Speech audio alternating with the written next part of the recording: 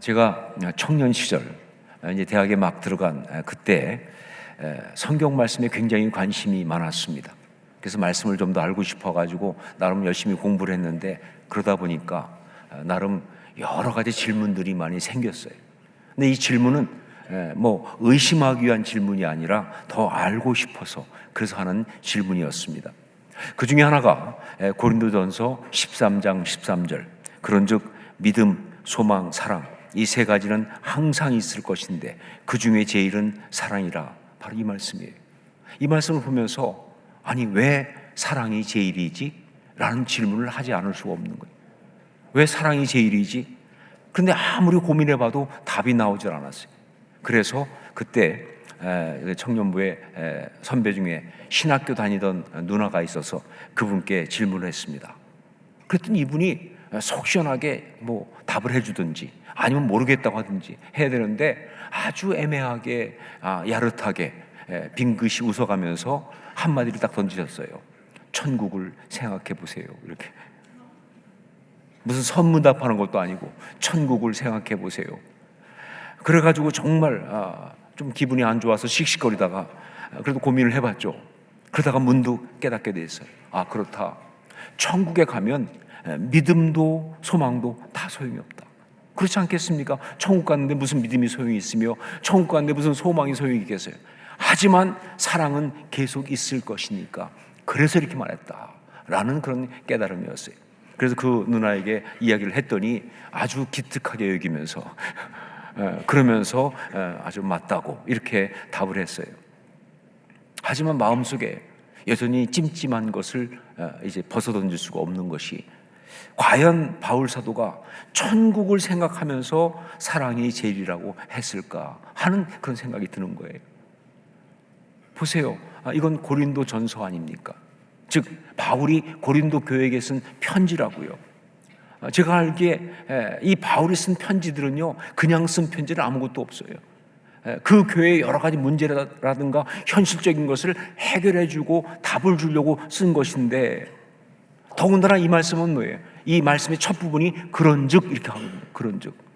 그러니까 어떤 문제에 대해서 이제 결론같이 말하는 것인데 그런데 뜬금없이 천국 이야기를 했을 리는 없지 않은가 하는 생각이 들어가지고 찜찜한 거예요.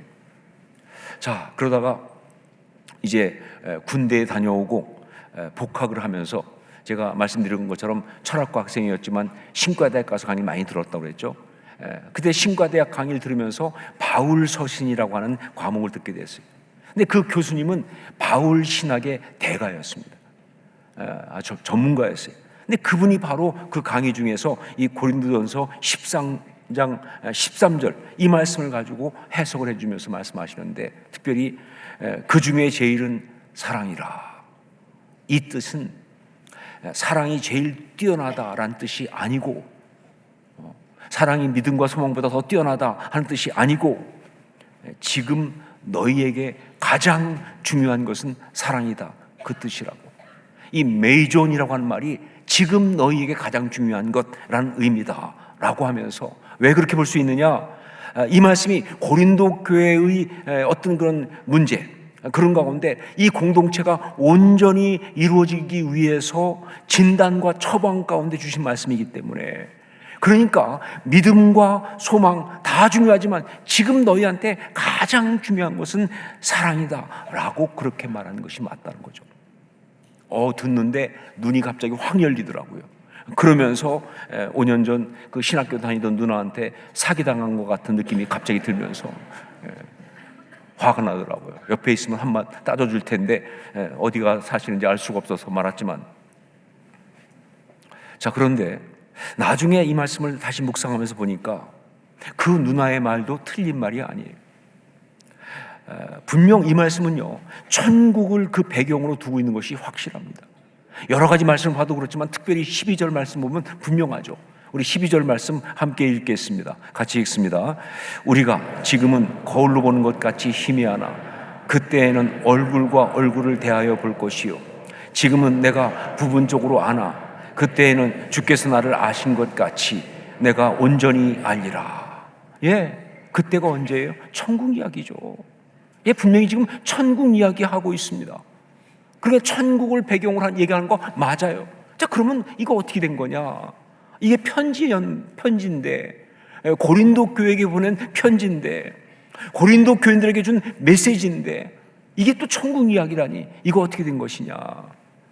여러분, 그 답은 이런 것입니다. 천국은 죽어서만 가는 곳이 아니기 때문에 이게 답이에요. 천국은 이 다음에 죽어서만 가는 곳이 아니다. 이 땅에 있는 주님의 몸된 교회가 사실은 다 천국이다. 이게 답이에요. 이 땅에 있는 주님의 몸된 교회가 다 천국이라고 하는 이것은요, 바울에게 정말 강렬한 그림이에요. 예, 바울 사도는 교회는 이 땅 가운데 있는 하나님의 나라라고 하는 사실에 대해서 확신을 갖고 있는 사람이에요. 비록 죄인된 우리 때문에 보이는 교회가 많은 문제를 가지고 있어요.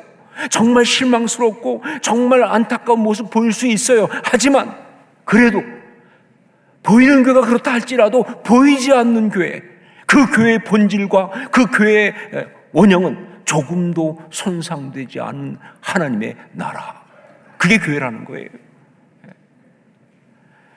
그러니까 그 신학교 누나나 신학교 교수님 다 맞는 거예요.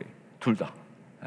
예, 둘 다 맞은 거예요. 다만 바울 사도가 그 중에 제일은 사랑이라 라고 말하는 것은 이 다음에 죽어서 가는 천국의 이야기를 한 것이 아니라 지금 여기에서 우리가 아름답게 천국을 이루기 위해서 사랑이 가장 중요하다라고 그렇게 말하는 것, 거기에 포인트가 있죠.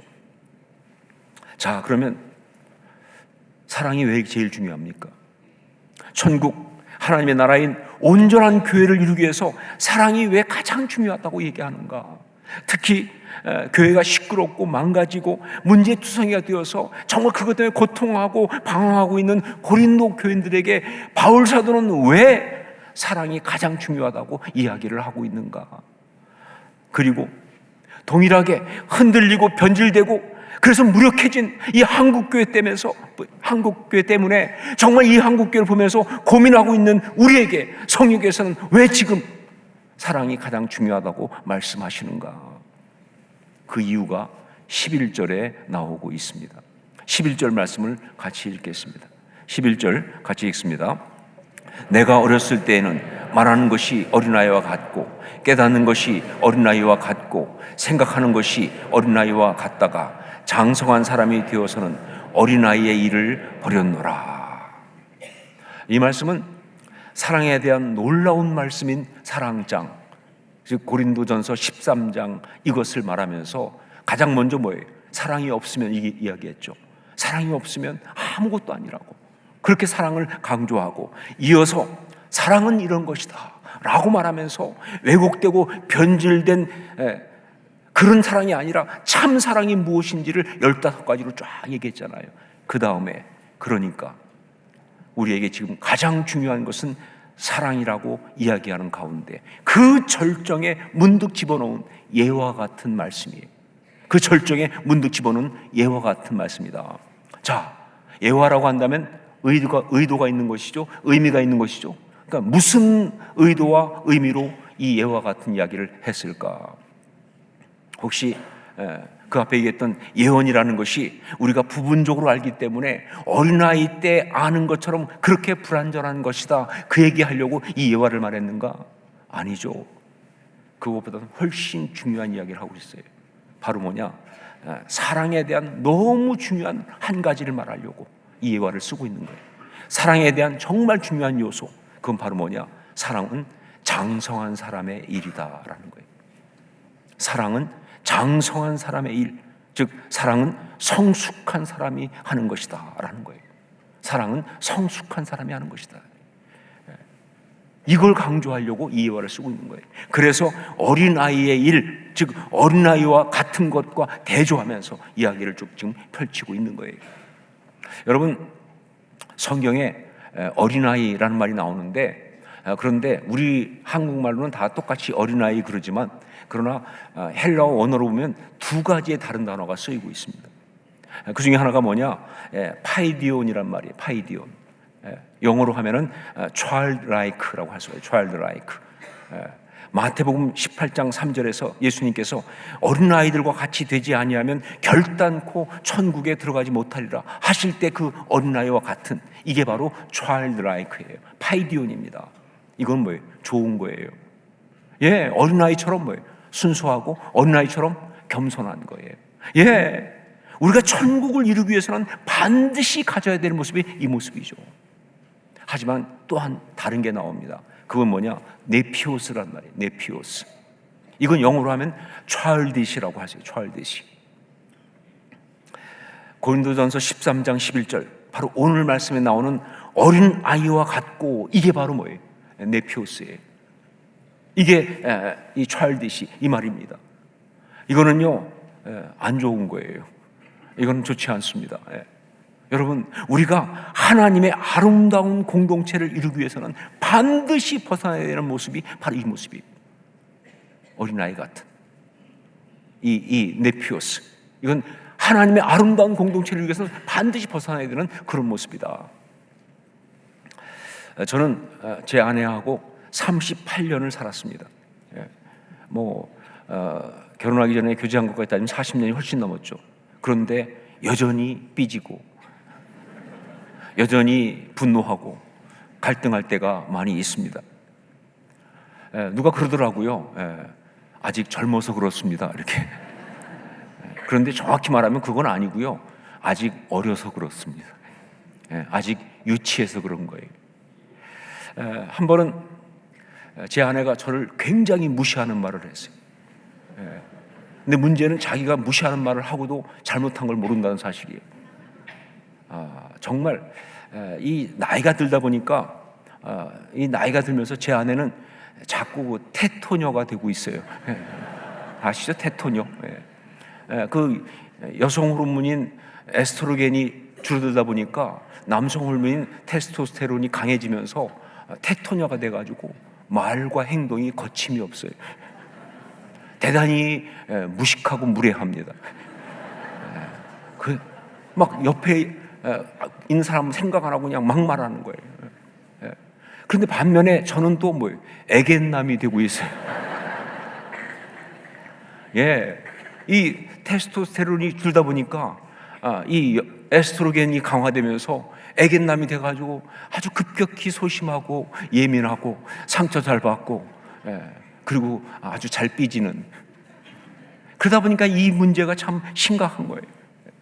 근데 그날은 정말 제가 너무 화가 나서 막 분노하면서 이건 가만히 넘어갈 수가 없다. 그야말로 한따까리 해야겠다. 모든 지상의 남편들을 위하여 내가 거사를 일으킨다. 오늘 내가 결단을 내겠다 막 하면서 씩씩거렸어요. 그런데 그렇게 하다가 그래도 기도를 하게 됐습니다. 신앙이 좋아서 기도했다기보다는 애견남이니까 또 일도 못 쳐요. 사실은 소심하잖아요. 그래서 기도를 하게 됐어요. 그런데 막 그래서 기도하면서 막 그러고 있는데 갑자기 마음속에 그때 노래가 하나 떠오르는 거예요. 노래가, 찬양이. 근데 이 노래는 뭐냐면 저희 손자 라하미가 그때 영화부 다니고 있었는데 그 영화부에서 배운 노래예요. 영화부 전사님이 성품 교육을 하시니까 거기에 해당하는 노래를 하나 이렇게 아이한테 가르쳐 줬는데, 그거를 또 제 며느리가 집에서 이제 아이하고 같이 하면서 영상을 찍어가지고 저희한테 보내줘서, 그래서 저희가 그걸 보다 보니까 이제 좀 알게 되는 그런 노래예요. 경청이란 무엇일까요? 이런 노래예요. 그러면서 경청이란 두 귀를 쫑긋쫑긋, 고개를 끄덕끄덕, 말하는 사람의 눈을 보고 잘 듣는 것, 이런 내 가사가 있는 노래였어요. 그런데 그 노래가 갑자기 떠오르는데 그 중에 특별히 두 귀를 쫑긋쫑긋이라는 노랫말이 딱 떠오르면서 제가 갑자기 설교 모드로 전환이 되기 시작했어요. 이 설교자들은 이게 또 중증입니다. 수시로 설교하니까. 그러면서 이 경청이라는 것은 결국은 관계가 좋은 거잖아요. 대단히 인격적이고. 근데 지금 제 아내하고 관계는 경청과 전혀 관계가 없는 대치, 분노 상황이 있는데, 그래서 갑자기 거기서 그 경청이라는 이 관계가 좋은 이런 거는 어떻게 되는가를 설교할 때 두 귀를 쫑긋쫑긋 했는데, 그건 실제 귀를 쫑긋한 것보다는 우리의 어떤 삶으로 적용한다면 어떻게 적용할 수 있을까? 특별히 귀자로 시작하는 두 단어가 있으면 참 좋겠다 생각했어요. 두 귀를 쫑 것이니까 귀자로 시작하는 두 단어. 그러면서 딱 생각하니까 첫 번째 떠오르는 단어가 딱 있는데 그게 바로 귀하게였습니다. 귀하게. 예. 그러면서 성령께서 주신 마음이 아내를 귀하게 여기면 열받을 일도 없다 이것입니다. 예. 생각해보니까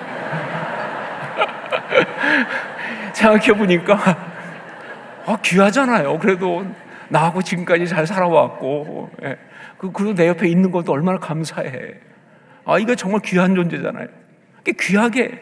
그러니까 그런 게 떠오르는 거예요. 그래서 한쪽 귀는 귀하게. 그 다음에 또 하나 귀가 또 있잖아요. 이건 뭔가 그러는데, 이번에는 진짜 황당한 말씀을 주시더라고요. 뭐냐면, 귀엽게. 그러면서 성령께서 네 아내가 귀엽지 않니? 저렇게 무식하게 말하는 게 귀엽지 않니? 그러면서, 귀엽게 여기면 열받을 일도 없다. 그런 얘기예요.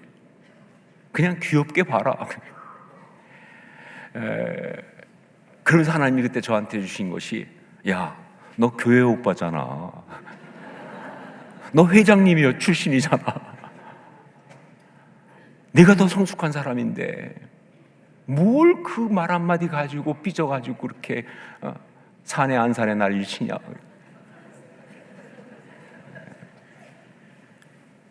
그때 깨달았습니다. 하나님의 공동체를 정말 아름답게 하는 가장 중요한 요소는 사랑인데 그 사랑은 바로 성숙함이라는 사실. 이건 가정만을 말하는 게 아니에요. 교회도 마찬가지예요. 그리고 하나님의 모든 공동체에 동일하게 적용되는 그러한 말씀이죠. 여러분, 공동체 가운데 하나님이 사랑하라고 주신 사람들이 모인 공동체 가운데 정말 사랑하라고 만났는데 그러지 못하고 미워하고 갈등하고 힘들어하고 그러면서 그 공동체를 갖다가 정말 축복의 자리가 아니라 스올, 음부로 만들어버리는 그런 그 모든 어리석음의 이유를 따져보면 다 한 가지밖에 없어요. 그게 미성숙이에요. 미성숙하니까 싸우죠. 미성숙하니까 사랑하는 사람을 저주하죠. 미성숙하니까 하나님 주신 축복을 그렇게 망가뜨리죠. 미성숙밖에 없어요. 하지만 그런 갈등이 있다 할지라도 그 가운데 성숙한 자가 있으면 그 성숙한 자는 그 성숙함으로 먼저 용서하고 먼저 품어주고 먼저 그 모든 것을 감당함으로써 공동체를 아름답게 지키고 회복하는 거예요. 그러면서 그 가운데 있는 모든 사람들을 행복하게 하는 그야말로 천국을 만드는 그런 역사가 있는 것이다.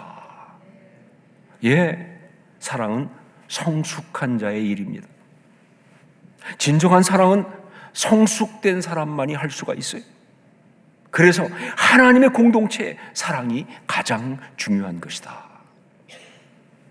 여러분, 우리 신앙생활의 현실적인 목표가 무엇입니까? 여러분, 우리가 신앙생활을 하고 있는데 이 신앙생활의 가장 현실적인 목표가 무엇이냐? 그건 바로 성숙이에요. 우리는 날마다 성숙하기 위하여 신앙생활을 하는 거예요. 성숙, mature. 이게 가장 현실적인 목표예요. 에베소서 4장 13절 말씀 우리 한번 같이 읽도록 하겠습니다. 에베소 4장 13절 함께 읽습니다. 우리가 다 하나님의 아들을 믿는 것과 아는 일에 하나가 되어 온전한 사람을 이루어 그리스도의 장성한 분량이 충만한 데까지 이르리니. 우리 신앙생활의 목표는 온전한 사람을 이루는 것인데 그 온전한 사람을 이루는 것, 그건 어떻게 이룰 수 있느냐? 이걸 다른 말로 한다면 그리스도의 장성한 분량이 충만한 데까지 이르는 것이다. 뭐에? 성숙이죠. 그리스도의 장성한 분량이 충만한 데까지 이르는 것, 다른 말로 하면 성숙입니다. 정말 우리 신앙생활의 정말 중요한 목표는 성숙한 거예요. 자, 그런데 이 성숙을 어떻게 이룰 수 있을까? 그리스도의 장성한 분량이 충만한 온전한 성숙을 이루는 방법이 뭐냐라고 할 때 그 답이 뭐예요? 사랑입니다. 사랑.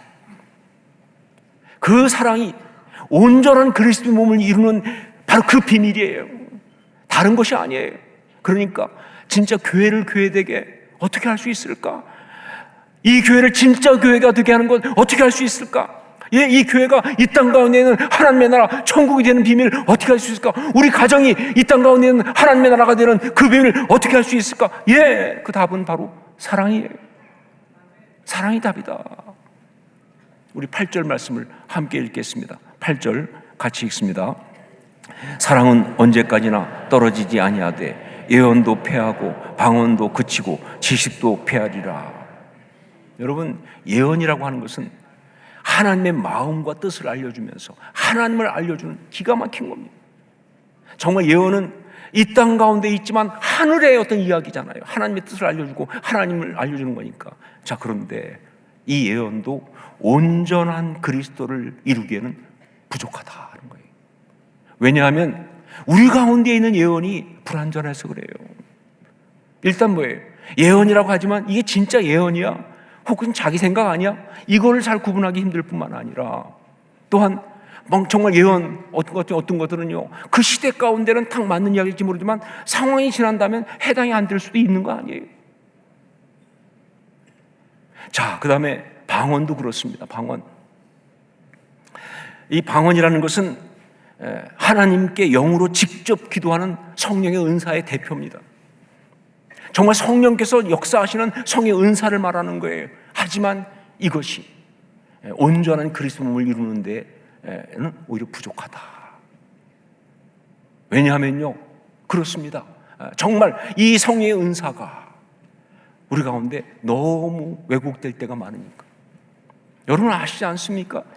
정말 성의 은사가 충만했던 여러 가지 은사가 나타나고 했던 그런 교회들 가운데 지금 어디가 있는지 알 수도 없는 교회가 얼마나 많은지를.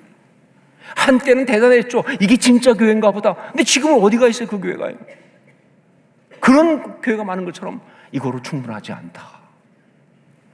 지식도 그렇습니다. 지식. 하나님의 그 진리를 아는 지식. 정말 대단히 탁월하고 정말 대단히 그 놀랍게 그 말씀을 가르치고 깨닫게 하는 그런 지식이라 할지라도 그 지식으로 온전한 그리스도의 몸을 이룰 수가 없다. 왜냐하면요, 그 지식은 우리의 지식이니까 그래요. 거기에 한계가 있어요. 뿐만 아니라 지식이 정말 더 충만해지면 아름다운 교회가 되는 것이 아니라 굉장히 괴로운 교회가 될 확률이 높아요. 교만해져서.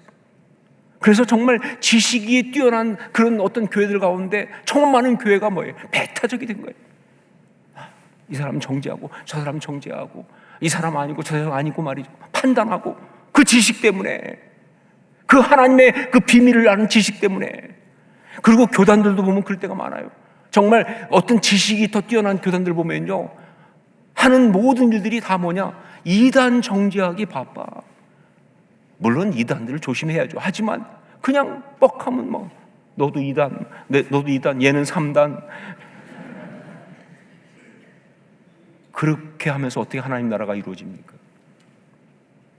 거기에 무슨 하나님의 나라의 아름다움이 있어요? 이 모든 것들이 그렇지만 그러나 사랑은 그렇지 않습니다. 사랑은 그렇지 않아요. 왜냐하면 이것은 그리스도의 장성한 분량, 그 성품의 본질과 그대로 연결되어 있는 게 사랑입니다. 사랑은 그리스도의 장성한 분량, 그 성품의 본질과 그대로 연결되어 있는 것. 그러니까 이렇게 말할 수 있어요. 사랑이 최고의 예언이다라고. 사랑이 최고의 예언이다.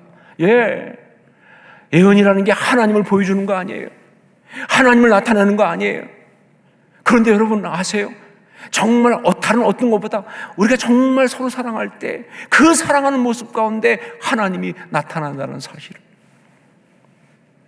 그 사랑 가운데 하나님의 뜻이 감동적으로 우리 가운데 역사하신다는 사실을. 그래서 예수님께서 말씀하셨죠. 서로 사랑하라.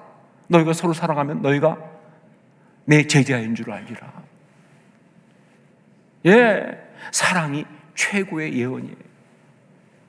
아무리 기가 막힌 하나님 얘기를 한다 할지라도 그 이야기가 그냥 정죄하고 비난하고 남 욕하는 거라면 그건 하나님의 예언이 아니에요. 사랑이 최고의 예언입니다. 그리고 사랑이 최고의 방언입니다. 사랑이 최고의 방언이에요. 그냥 뭐 방언을 뭐 말한다고 해서 막 진짜 누구 말대로 뭐 은쟁반에 꽃을 굴러가는 것처럼 뭐 랄랄랄라 막 나친다 할지라도 그게 무슨 소용이 있습니까? 결국 뭐예요? 이 방언이라는 것은 성령께서 충만한 은사의 이야기인데 거기에 무슨 성령이 보여요? 그러나 정말 우리가 서로 사랑할 때, 사랑으로 한 영혼을 품을 때 그 가운데 성령이 충만히 역사하신 줄로 믿습니다. 사랑이 최고의 방언이에요. 사랑이 최고의 지식입니다. 예, 하나님을 안다는 것 불가능해요. 인간의 머리로 다 이해할 수 없어요. 그러나 정말 우리가 주의 사랑으로 누구를 사랑하는 순간 우리는 압니다. 진리가 무엇인지를. 진짜 진리가 무엇인지를 알아요. 예, 사랑이 최고의 지식이다. 사랑은 예수 그리스도의 그 온전하심에 다다르는 그리스도의 장성한 분량이 충만한 온전한 주의 몸을 이루는 최고의 유일한 끝까지 유효한 그러한 방법이다 하는 것이죠. 그래서 나온 말씀이 고린도전서 13장 13절이에요. 우리 함께 같이 읽도록 하겠습니다. 함께 읽습니다. 그런즉 믿음, 소망, 사랑 이 세 가지는 항상 있을 것인데 그 중에 제일은 사랑이라.